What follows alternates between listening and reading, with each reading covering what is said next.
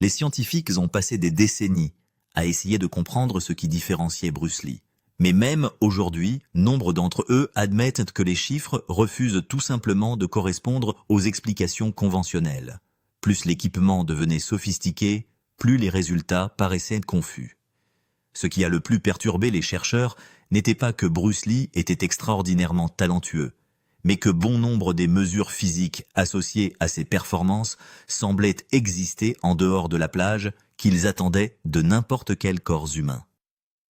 Toute enquête sérieuse semblait aboutir à la même conclusion frustrante, les données étaient parfaitement logiques sur le papier, mais elles ne semblaient pas appartenir à un homme ordinaire. Les personnes qui ont connu Bruce personnellement le décrivent souvent comme quelqu'un qui a vécu des années en avance sur sa génération. Ses collègues artistes martiaux athlètes, acteurs et entraîneurs ont rappelé à plusieurs reprises qu'il abordait l'entraînement physique avec un état d'esprit différent de tous ceux qu'ils avaient jamais rencontrés. Un associé de longue date se souvient que Bruce l'avait appelé de manière inattendue, avec une idée ambitieuse. Bruce a simplement demandé s'il voulait créer une scène de combat dont le public se souviendrait encore des décennies plus tard, car pour Bruce, l'ordinaire n'était jamais suffisant. Des chercheurs de laboratoire de biomécanique, des techniciens de cinéma hollywoodien analysant des séquences cinématographiques. Image par image des médecins, examinant des examens médicaux et des scientifiques du sport, étudiants. Les performances sportives ont tous approché Bruce Lee sous différents angles professionnels. Pourtant, malgré l'utilisation de méthodes totalement différentes, ils se sont souvent heurtés aux mêmes problèmes troublants. Les chiffres décrivant sa vitesse, sa coordination et sa force refusaient souvent de correspondre aux attentes acceptées en matière de mouvement humain.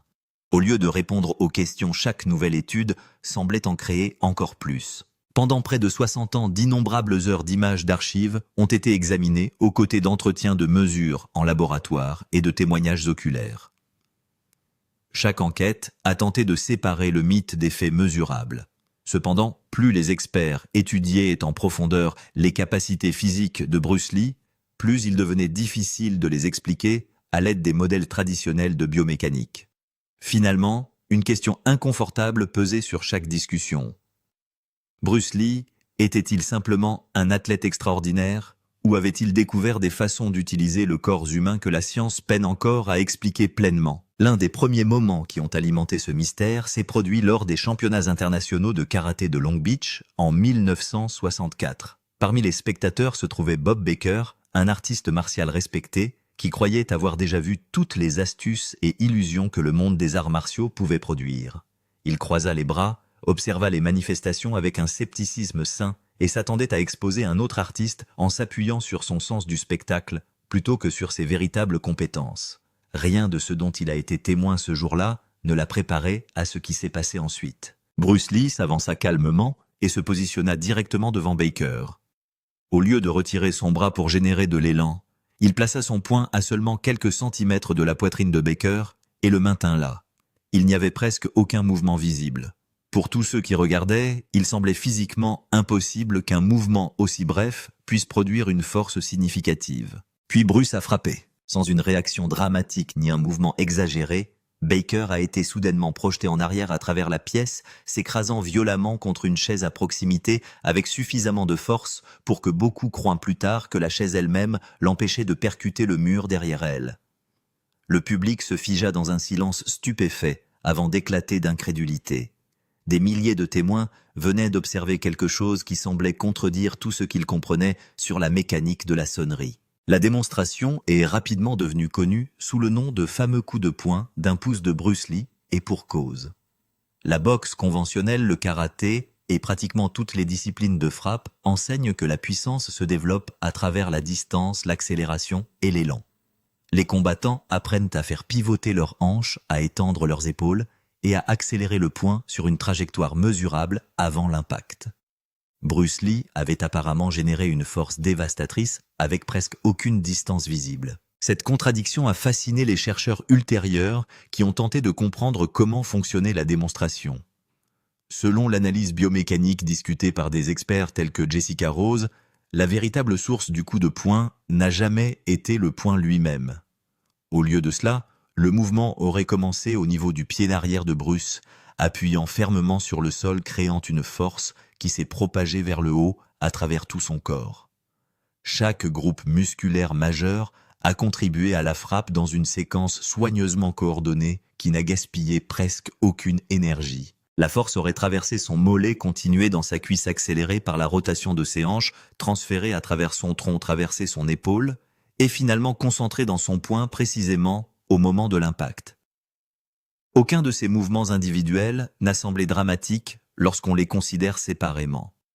Cependant, lorsqu'elles sont combinées en succession parfaite, chaque étape a amplifié la précédente, créant une libération explosive d'énergie remarquablement similaire au claquement d'un fouet parfaitement cassé. Le coup de poing visible n'a duré qu'un instant, mais la préparation derrière cela impliquait que le corps tout entier travaille comme un seul système intégré. Bruce a consacré environ 15 ans à peaufiner cette séquence jusqu'à ce que chaque mouvement se produise avec une précision extraordinaire. Il n'essayait pas simplement d'améliorer sa force ou d'augmenter sa vitesse. Au lieu de cela, il est devenu obsédé par l'élimination de tout délai inutile entre les groupes musculaires afin que chaque contraction renforce naturellement la suivante. Selon les personnes qui se sont entraînées avec lui, Bruce n'était pas satisfait de mouvements à peu près corrects. Il recherchait la perfection mesurée en fractions de seconde. La vitesse de réaction est devenue l'une de ses plus grandes obsessions. Friends a rappelé que même au cours de ses premières années de formation, Bruce insistait pour mesurer scientifiquement chaque amélioration chaque fois que cela était possible. Plutôt que de se fier uniquement à son instinct ou à sa tradition, il expérimente un équipement de chronométrage capable d'enregistrer les réactions en millièmes de seconde. Il voulait une preuve objective que ces méthodes de formation produisaient des résultats mesurables plutôt que de simplement créer l'illusion du progrès. Bruce croyait que chaque fraction de seconde comptait. Si un coup de poing tombait un peu plus vite que prévu, cela pourrait complètement changer l'issue d'une confrontation. Si un mouvement défensif se produisait quelques instants plus tôt, il pourrait empêcher une frappe autrement dévastatrice. Alors que de nombreux artistes martiaux se concentraient principalement sur l'apprentissage des techniques, Bruce se concentrait également sur la réduction du temps nécessaire à son corps pour les exécuter. La vitesse est devenue quelque chose qu'il a mesuré, affiné et défié sans relâche. Les chercheurs en biomécanique soulignent souvent que de nombreux athlètes perdent sans le savoir une quantité importante de puissance potentielle parce que des groupes musculaires opposés se contractent les uns contre les autres pendant le mouvement. Au lieu de permettre à l'énergie de circuler efficacement des parties du corps, se résistent involontairement, réduisant ainsi la force finalement délivrée à la cible. Bruce semblait déterminé à éliminer cette inefficacité autant que possible. Plutôt que de permettre aux muscles de rivaliser, il les a entraînés à coopérer. Selon ceux qui ont étudié plus tard sa mécanique, Bruce a progressivement conçu un système de mouvement dans lequel chaque groupe musculaire renforçait le suivant au lieu de l'annuler. Chaque contraction contribuait à une seule chaîne de force ininterrompue s'étendant du sol à la surface de frappe. Ce niveau de coordination exigeait une discipline extraordinaire car chaque maillon de la chaîne devait fonctionner avec une précision remarquable. Le résultat fut un organisme capable de produire une efficacité rarement documentée ailleurs. Depuis cette célèbre démonstration de 1964, d'innombrables artistes martiaux ont tenté de reproduire exactement ce qu'a vécu Bob Baker. Ils ont ralenti les images disponibles, image par image, analysées. La position de Bruce mesurée, son transfert de poids, étudier la rotation de ses hanches et pratiquer le mouvement des milliers et des milliers de fois. Certains pratiquants ont réussi à faire reculer leurs partenaires d'entraînement de plusieurs mètres. Pourtant, malgré des décennies d'efforts, aucun n'a reproduit de manière cohérente les mêmes mesures rapportées lors des démonstrations originales de Bruce Lee. Pour les chercheurs, cette incapacité persistante est devenue presque aussi fascinante que la démonstration elle-même. Si le mouvement reposait uniquement sur des mécanismes observables, pourquoi des générations d'artistes martiaux hautement qualifiés n'avaient-elles pas réussi à reproduire des résultats identiques? Chaque tentative a ajouté des informations précieuses, mais la formule complète est restée frustrante et insaisissable. Alors que les enquêteurs continuaient d'examiner la vie de Bruce Lee, ils se sont vite rendus compte que le coup de poing d'un pouce était loin d'être le seul mystère entourant ses capacités physiques. Un autre chapitre remarquable s'était déjà déroulé quelques années plus tôt à Oakland, en Californie. En 1964, l'artiste martial Wang Jackman serait arrivé à l'école de Bruce Lee avec un défi écrit officiel représentant des membres influents de la communauté des arts martiaux traditionnels chinois de San Francisco. Le message présentait à Bruce une demande simple, mais sans compromis. Arrêtez d'enseigner le kung-fu à des étudiants non chinois ou combattez le représentant qu'ils ont choisi. Pour le public moderne, cet ultimatum peut paraître presque incroyable. Pourtant, au sein des traditions culturelles et historiques entourant les arts martiaux chinois de l'époque, la question revêtait une importance énorme. De nombreux maîtres établis pensaient que certains systèmes de combat représentaient un héritage culturel qui devait rester exclusivement au sein des communautés chinoises. Certains considéraient qu'enseigner à des étrangers signifiait abandonner des siècles de tradition. Bruce Lee a cependant vu la situation très différemment. Bruce avait déjà ouvert ses cours à toute personne véritablement intéressée par l'apprentissage, quelle que soit son origine ethnique ou son origine. Ses étudiants comprenaient des Américains blancs, des étudiants noirs d'Oakland, des étudiants des familles de travailleurs et des personnes de tous les horizons imaginables. Les frais de scolarité mensuels coûteraient environ $20, rendant l'enseignement accessible à des personnes qui autrement n'auraient jamais eu accès aux écoles de kung-fu traditionnelles. Pour Bruce, les arts martiaux appartenaient à toute personne désireuse de se consacrer sincèrement à l'apprentissage. La confrontation qui a suivi est restée depuis lors un sujet de débat car les différents participants s'en souviennent différemment. Linda Lee, l'épouse de Bruce, a constamment décrit un combat qui n'a duré qu'environ 3 minutes, au cours duquel Wong s'est retiré à plusieurs reprises, tandis que Bruce le poursuivait dans la salle d'entraînement avant de finalement mettre fin au combat. Wang Jackman a ensuite proposé un récit radicalement différent, affirmant que la rencontre avait duré environ 20 minutes et s'était terminée sans vainqueur décisif. Des décennies plus tard, les historiens débattent encore pour savoir quelle version reflète le plus fidèlement ce qui s'est passé. Même si les témoins étaient en désaccord sur de nombreux détails, presque tous ont reconnu un point important. Bruce Lee est sorti du combat profondément insatisfait, non pas parce qu'il pensait avoir perdu, mais parce qu'il pensait que la victoire avait pris beaucoup trop de temps. Il espérait mettre fin à la confrontation beaucoup plus rapidement. Au lieu de cela, la stratégie de Wang l'a forcé à adopter un style de combat qui a révélé des faiblesses que Bruce n'avait jamais pleinement appréciées auparavant. Le combat aurait commencé avec les deux hommes se tournant prudemment, tout en recherchant des ouvertures, à l'aide de frappes rapides et d'un jeu de jambes prudent. Bruce s'attendait initialement à ce que Wang reste attaché au modèle traditionnel de kung-fu, impliquant un engagement direct à relativement courte distance. Au lieu de cela, Wang reculait continuellement, changeait d'angle et réinitialisait la distance avant que Bruce ne puisse appliquer pleinement ses techniques préférées. Plutôt que de rester debout et d'échanger des attaques, Wang a forcé Bruce à se lancer dans une poursuite incessante. Cette décision tactique a changé tout le rythme de la rencontre. Chaque fois que Bruce semblait prêt à lancer une combinaison efficace, Wang bougeait à nouveau, refusant de rester à distance de frappe.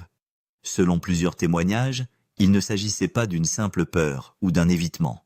Il s'agissait d'une stratégie délibérée, destinée à empêcher Bruce d'établir les échanges à courte distance où son entraînement au Wing Chun s'est avéré le plus efficace. Poursuivre continuellement un autre artiste martial talentueux dans une pièce confinée demande un effort physique énorme.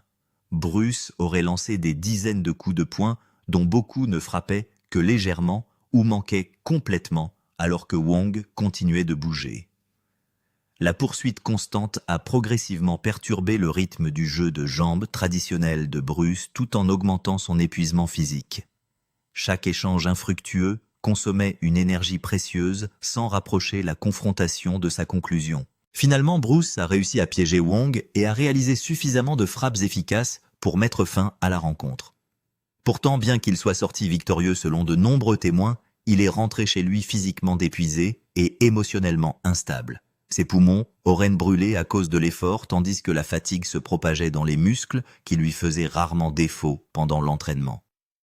Plus important encore, sa confiance dans l'intégralité de sa propre éducation en arts martiaux avait été profondément ébranlée. Plus tard dans la soirée, assis avec Linda dans leur modeste appartement au-dessus de l'école, Bruce a pris une décision qui transformerait définitivement sa philosophie. Il n'a pas annoncé son intention d'arrêter l'entraînement ou d'abandonner complètement les arts martiaux. Au lieu de cela, il a déclaré qu'il avait fini de prétendre que des systèmes vieux de plusieurs siècles fournissaient automatiquement les meilleures réponses aux combats modernes. Gagner le combat l'avait obligé à remettre en question tout ce qu'il croyait sur le combat. Ironiquement, Bruce est sorti victorieux de la confrontation physique tout en perdant confiance dans les limites des arts martiaux classiques. Cette contradiction est devenue le tournant qui a transformé le reste de sa vie. Plutôt que de défendre la tradition simplement parce qu'elle était ancienne, il résolut de reconstruire toute sa compréhension du combat basée sur la seule efficacité. Si quelque chose fonctionnait, il le garderait. S'il échouait sous une pression réelle, il l'abandonnerait indépendamment de l'histoire. Ce qui suivit devint l'une des périodes d'expérimentation les plus remarquables de l'histoire des arts martiaux. Bruce a transformé le garage de sa maison en quelque chose qui ressemblait à un croisement entre un laboratoire scientifique, une bibliothèque universitaire et un gymnase privé. Les livres couvraient presque tous les domaines disponibles, allant des manuels d'anatomie et de physiologie à la philosophie, la psychologie, la musculation, la nutrition, la biomécanique et les manuels de combat des cultures du monde entier. Sa recherche de connaissances s'est étendue bien au-delà des arts martiaux traditionnels. En 1965, Bruce possédait plus de 2500 livres et en avait lu l'écrasante majorité. Il étudiait non seulement pour accumuler des informations, mais aussi pour identifier des principes pratiques susceptibles d'améliorer les performances humaines. Chaque discipline offrait une autre pièce d'un puzzle plus vaste qu'il était déterminé à résoudre. Pour Bruce, aucun domaine de connaissance n'était sans importance s'il pouvait l'aider à mieux comprendre le mouvement, la force, la vitesse ou l'esprit humain. Deux hommes ont joué un rôle particulièrement important durant cette période de transformation. James Yim Lee, un soudeur puissant d'Auckland, avait adopté la musculation des décennies avant que de nombreux combattants ne la considèrent comme bénéfique. Bien avant que l'entraînement en force ne devienne à la mode, dans les arts martiaux, il développait déjà sa puissance fonctionnelle grâce à des exercices de résistance disciplinés. Son expérience pratique a remis en question de nombreuses croyances traditionnelles concernant le conditionnement physique. La deuxième figure influente était Alan Joe, reconnu comme le premier champion de culturisme sino-américain. Compact, exceptionnellement musclé et réputé pour son développement physique remarquable, Alan représentait un autre exemple de ce qu'un entraînement en force discipliné pouvait réaliser. Ensemble, ces relations ont encouragé Bruce à rejeter les hypothèses dépassées selon lesquelles l'haltérophilie rendait les artistes martiaux lents ou inflexibles. Au lieu de cela, ils l'ont inspiré à combiner le développement de la force scientifique avec les compétences techniques, amorçant ainsi une révolution de l'entraînement dont le plein impact continue d'influencer les combattants du monde entier aujourd'hui. Bruce a commencé à se présenter à l'aube pour poser des questions pendant qu'il se pressait dans le garage de James sur Monticello Avenue. Artistes martiaux traditionnels formés aux techniques. Bruce voulait entraîner les attributs. Un combattant traditionnel peut pratiquer un coup de poing 10 000 fois jusqu'à ce qu'il paraisse parfait. Bruce a identifié ce qui rendait les coups de poing puissants.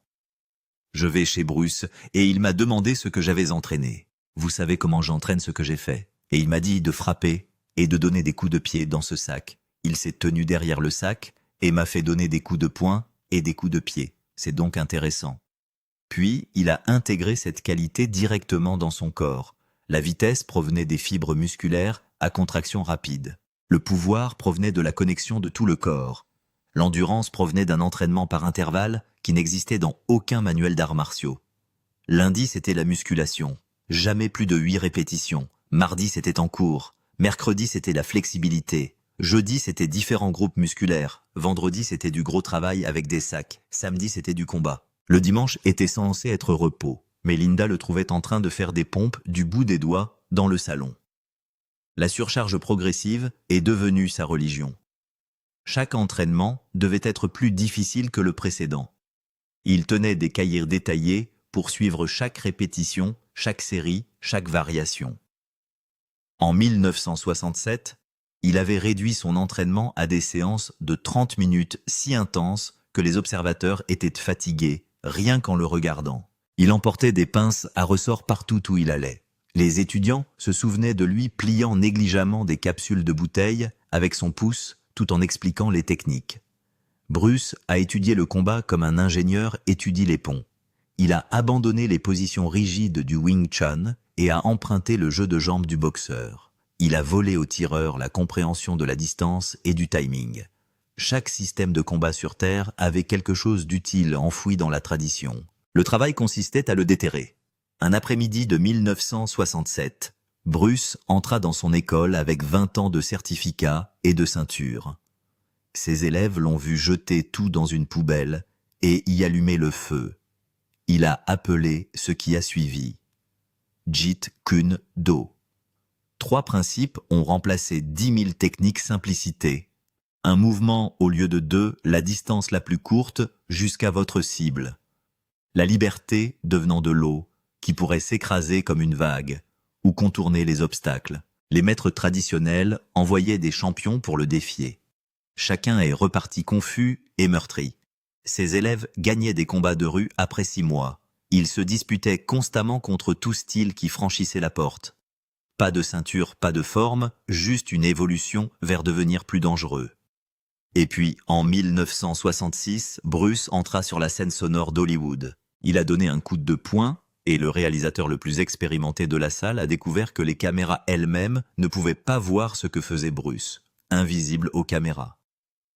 William Dozier avait réalisé plus de 300 films lorsqu'il est apparu dans le film Green Hornet en 1966. Il avait travaillé à l'époque du cinéma muet et du cinéma parlant et à tous les progrès de la technologie cinématographique depuis que rien ne l'avait préparé au premier coup de poing de Bruce Lee.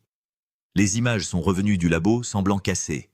Bruce semblait parfaitement immobile. Puis tout à coup, le cascadeur s'est envolé vers un mur. Aucun mouvement entre ces 2 points. Le service caméra a passé des heures à vérifier l'équipement convaincu que quelque chose ne fonctionnait pas correctement. Le problème ne venait pas des caméras. Le film tournait à 24 images par seconde, la même vitesse utilisée depuis les années 1920. Les coups de poing de Bruce complétaient leur arc complet en moins d'un 24e de seconde. Il se déplaçait littéralement entre les images. Invisible pour la technologie conçue spécifiquement pour capturer le mouvement humain. Bruce liquide, vous ne voyez pas vos yeux parce que lorsque vous secouez les yeux, vous ne pouvez pas voir Bruce liquide. Non, à quelle vitesse? Non, parce que le colocataire qui met beaucoup de pression à Bruce Lee. Pas d'être humain, juste un être humain. Lorsqu'ils ont introduit un équipement spécialisé pour mesurer sa vitesse réelle, les chiffres ont brisé leur compréhension de ce qu'un système nerveux humain pouvait faire. Un coup de poing a été enregistré à 5 centièmes de seconde du début à l'impact. Votre cerveau prend plus de temps que ça. Juste un processus selon lequel vous avez vu quelque chose bouger. Les producteurs ont été confrontés à un problème que personne n'avait rencontré auparavant. Ils avaient embauché l'artiste martial le plus talentueux d'Amérique, et le public ne pouvait pas voir ce qui le rendait spécial. Les téléspectateurs penseraient que le film allait été mal monté, ou que les cascadeurs plongeaient. Ils ont dû demander à Bruce de ralentir pour se déplacer délibérément à moitié vitesse, afin que les caméras puissent le capturer. Chaque coup de poing, artificiellement lent, allait à l'encontre de 15 années d'entraînement conçues pour le rendre plus rapide, plus efficace, plus invisible. Bruce a trouvé d'autres moyens de prouver que la vitesse impossible était réelle. Le tour de la pièce est devenu sa démonstration de fête préférée. Il plaçait une pièce de 10 cents dans la paume ouverte de quelqu'un et se tenait à 1 mètre de lui. Dès qu'ils le voyaient bouger, ils étaient censés fermer leurs mains. La personne hocherait la tête avec confiance. Bruce tremblerait. Ils fermèrent leurs mains en sentant la pièce en sécurité à l'intérieur. Ensuite, ils baisseraient les yeux. La pièce dans leurs mains n'était pas le sou que Bruce leur avait donné. C'était un centime. La pièce de 10 cents originale était maintenant entre les mains de Bruce. Il traversait 3 pieds, ouvrait la main, échangeait les pièces et revenait à sa position de départ plus rapidement que leur cerveau ne pouvait traiter le mouvement qui s'était produit. Au cours d'une séance d'entraînement, Bruce a dit à un élève de bloquer son prochain coup de poing. L'étudiant, un combattant expérimenté, observait attentivement. Bruce lança ce qu'il appelait un léger coup. Presque aucune force derrière cela. L'étudiant s'est retrouvé avec une épaule disloquée non pas à cause de l'impact de la réaction de son propre corps. Son bras sursauta si violemment en essayant d'intercepter le coup de poing invisible qu'il sortit de son support. Lorsque Bruce a finalement réalisé ses propres films, il a résolu le problème de la caméra en filmant des scènes de combat à 32 images par seconde, puis en les lisant à 24. Cette différence de 8 images rendait ces mouvements visibles tout en préservant leur qualité surhumaine. C'est pourquoi les scènes de combat dans Enter the Dragon sont différentes de tous les films d'arts martiaux précédents. Mais la vitesse n'était qu'une des mesures que les médecins ne pouvaient pas expliquer. Le suivant a commencé avec un saut de sable. Des doigts de fer. Bruce Lee pouvait supporter tout son poids sur 2 doigts, tout en ayant une conversation philosophique sur le taoïsme. Pas pour une photo, pas pour une démonstration rapide. Il effectuait 200 pompes du bout des doigts, tout en expliquant la différence entre l'entraînement classique et moderne à quiconque se trouvait à proximité. Chaque doigt supportait environ 40 livres de poids dynamique à chaque répétition. Sa respiration est restée normale. Sa voix n'a jamais vacillé. Le voyage vers ses doigts de fer a commencé avec un seau de sable dans son jardin. Chaque matin à 5 heures du matin, Bruce enfonçait le bout de ses doigts dans le sable 500 fois, sans donner de coup de poing. Frappe délibérée conçue pour conditionner chaque partie de ses doigts, de la pointe à la deuxième articulation. Après 6 mois, alors que le sable ne semblait rien, il est passé au gravier. Les arêtes vives lui déchiraient quotidiennement la peau avec du sang mêlé de cailloux. La plupart des gens souffriraient de lésions nerveuses permanentes. Bruce a développé des doigts capables de sentir le pouls à travers les vêtements, tout en étant suffisamment durs pour briser du bois. La progression s'est poursuivie après que le gravier est arrivé avec des billets d'acier de petits roulements à billes, qui s'éloignaient de l'impact, à moins que vous ne les frappiez parfaitement droitement.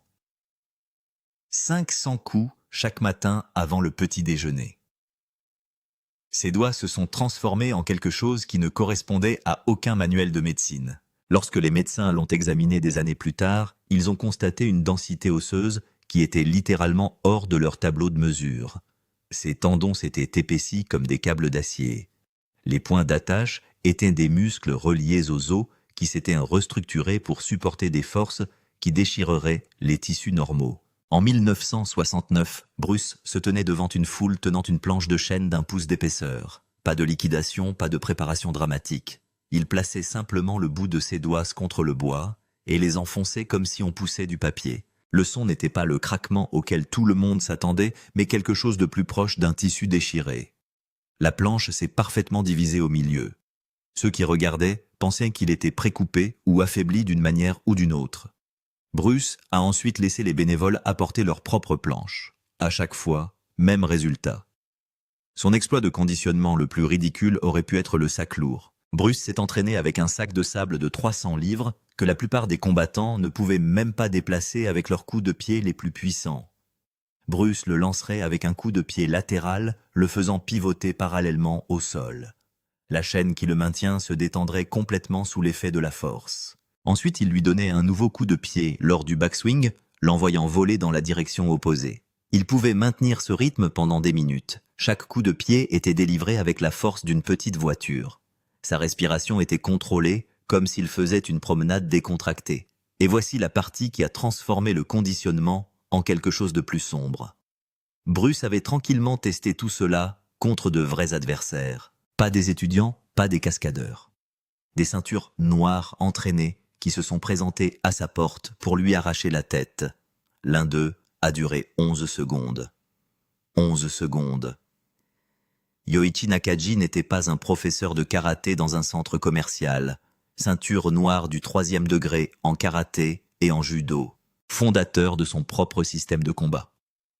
Le genre d'homme qui avait survécu à une véritable violence dans les rues où perdre signifiait se rendre à l'hôpital ou pire. Lorsqu'il a ouvert son dojo à Seattle en 1959, des combattants légitimes prononçaient son nom avec respect. Puis il a entendu parler d'un jeune Chinois de 20 ans affirmant que le kung-fu était supérieur aux arts martiaux japonais. Le défi est venu par les voies appropriées. Nakagi a passé des semaines à retrouver Bruce pour lui faire comprendre que ce n'était pas une question d'ego ou de publicité. C'était une question de respect et de tradition. Le combat s'est produit sur un terrain de handball du IMCA à Seattle, sans arbitre, sans règles, juste des témoins qui ont promis de garder le silence sur ce qu'ils avaient vu. Nakagi s'attendait à donner une leçon. Ce qui s'est passé a duré 11 secondes et l'a laissé inconscient avec une fracture du crâne. Bruce n'a pas encerclé ni senti son adversaire. Il a attaqué comme si quelqu'un était passé du calme à la violence. Les coups de poing sont venus dans des combinaisons qui ne devraient pas exister, chacun atterrissant avant que Nakagi ne puisse traiter l'impact précédent. 20 ans d'entraînement dans 2 arts martiaux ne signifiait rien. Le pied de Bruce toucha son crâne comme une batte de baseball et Nakagi tomba instantanément. Les témoins, tous des combattants expérimentés, restèrent eux-mêmes dans un silence choqué. Ils ont juste vu 2 décennies de maîtrise s'effacer en moins de temps qu'il n'en faut pour lasser ses chaussures. Les images de Long Beach de 1967 racontent une histoire différente, mais prouvent le même point. Il ne s'agissait pas d'un match de défi ou d'une démonstration. Bruce s'est battu avec ses propres étudiants pendant que quelqu'un filmait au 8 mm. Vous pouvez le voir marqué avec du ruban blanc pour plus de visibilité, se déplaçant comme de la fumée autour des tentatives désespérées de le frapper. Ses élèves n'étaient pas débutants. Plusieurs ont été champions de tournois dans leur propre style. Ils ont lancé des combinaisons, tenté des retraits attaqués sous plusieurs angles. Rien n'a fonctionné. Bruce disparaîtrait de l'endroit où leur frappe était dirigée et réapparaîtrait en les frappant sous des angles impossibles. Ce qui rendait ces écrans terrifiants n'était pas seulement la vitesse ou la puissance, c'était le contrôle. Bruce pouvait fracturer le crâne d'un maître ou taper à peine sur un élève pour montrer une ouverture, et l'entrée qui produisait chaque résultat semblait presque identique. Il a démontré ce contrôle en touchant constamment ses adversaires exactement là où il aurait pu causer des dégâts, puis en se retirant au dernier moment possible. Au cours d'une manifestation filmée, un étudiant l'a attaqué de plein fouet avec un couteau. Bruce l'a désarmé, a tenu la lame sur la gorge de l'étudiant, puis l'a aidé à se relever et lui a expliqué ce qui n'allait pas. Le tout dans une séquence fluide. La barrière entre les combats cinématographiques et les combats réels a disparu avec Bruce car il n'y avait pas de barrière.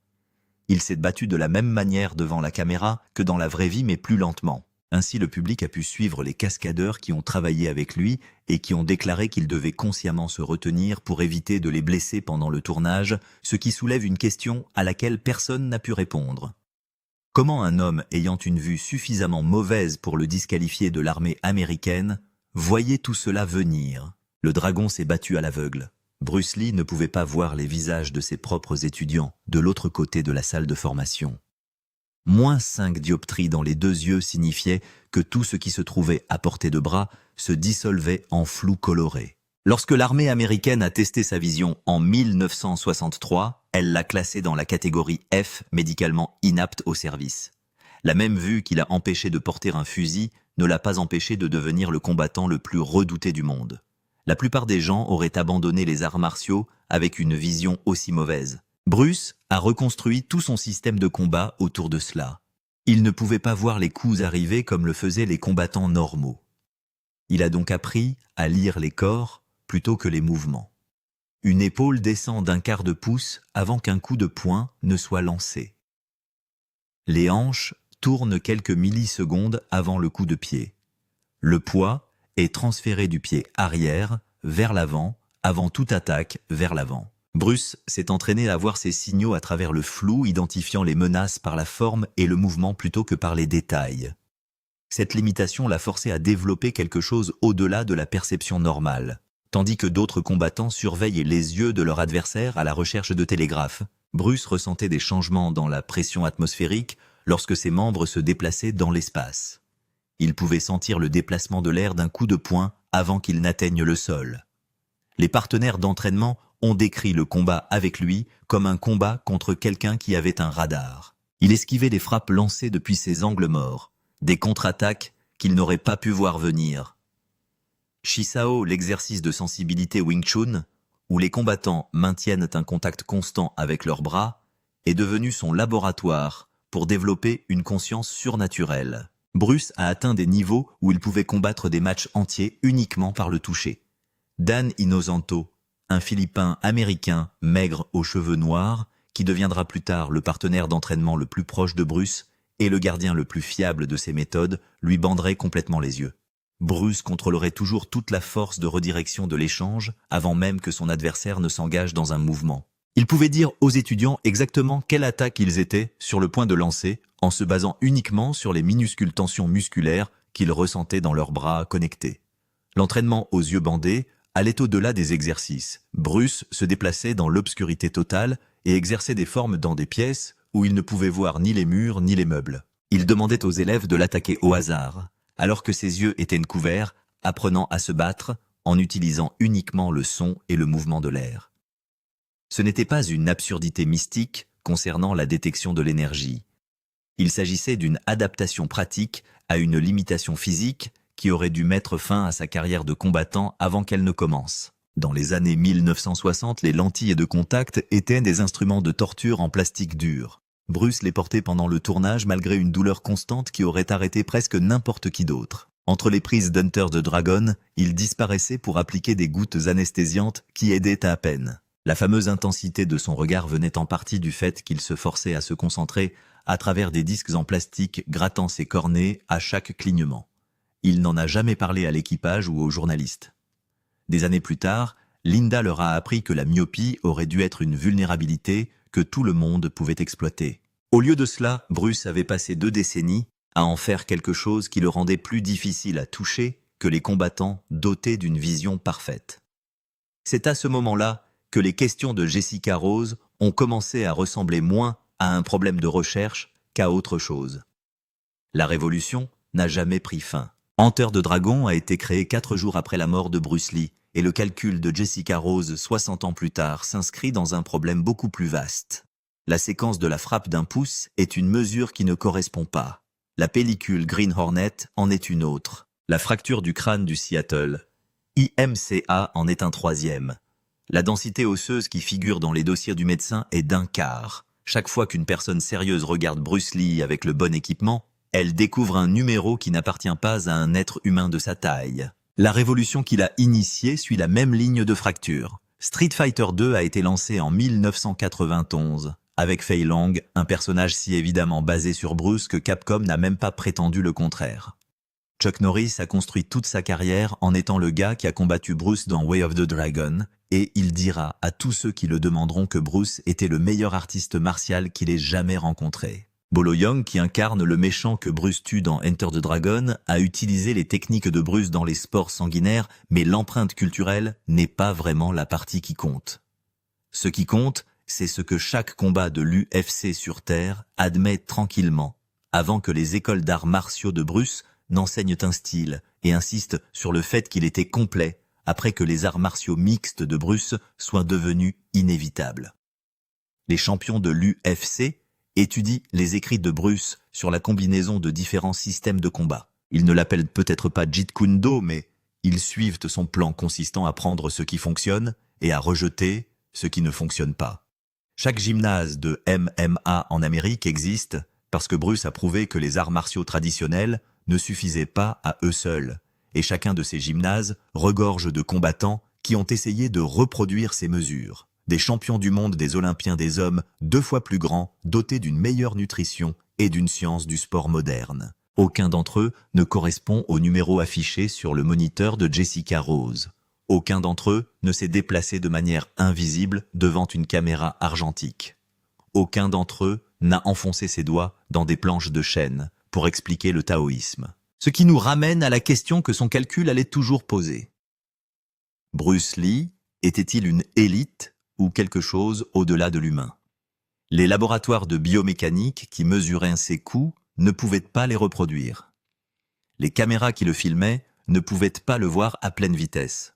Les médecins qui l'ont examiné ont constaté une densité osseuse qui dépassait leur record. L'armée qui l'a rejeté parce qu'il était à moitié aveugle n'aurait jamais imaginé qu'il construirait un style de combat autour du fait de ne pas avoir besoin de voir. Cela n'aurait pas dû être possible. Toutes les mesures que nous avons de lui le disent. Et pourtant, chaque mesure que nous avons de lui indique également qu'il était réel. Alors, laissez un commentaire et dites-moi où vous atterrissez. Bruce Lee était-il le produit parfait d'obsession, d'entraînement et de timing? Le moment rare où un corps, un cerveau et une décennie de travail fanatique se sont alignés en même temps? Ou pensez-vous qu'il y avait quelque chose de véritablement surhumain dans ce qui est entré dans ces pièces dans les années 60 et a réécrit les règles de ce qu'une personne peut faire? Parce que si les scientifiques ne parviennent toujours pas à s'entendre sur une réponse, la vérité est peut-être que Bruce Lee n'était ni l'un ni l'autre. Peut-être était-il la preuve que la frontière entre l'élite et le surhumain était toujours plus mince que quiconque voulait l'admettre.